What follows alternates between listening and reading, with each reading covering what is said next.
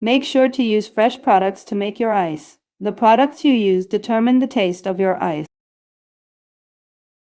I used whipped cream, 2 tablespoons sugar, 1 squeezed lemon, and a half kilogram blueberries.